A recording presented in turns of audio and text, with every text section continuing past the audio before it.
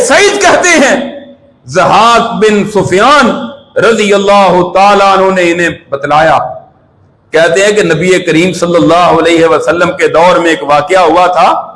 अशियम ज़िबाबी की बीवी, उसका खामद फौत हो गया, कत्ल हो गया, उसकी दियत ली गई।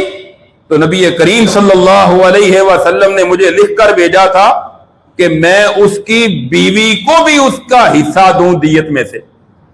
हजरत उमर का मौक़िफ़ पहले क्या था कि जो दियत होती है ना, जो बंदा कत्ल हो जाए उसकी जो दियत आएगी वो सिर्फ उसके बाप की तरफ से जो रिश्तेदार है सिर्फ उनमें तकसीम की जाएगी।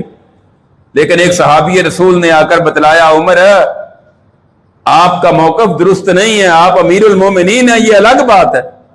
लेकिन रसूलुल्लाह के दौर में एक फैसला हुआ था, आपने लिखकर मुझे दिया था और वो मैंने जाके उस पर अमल दरामद करवाया था।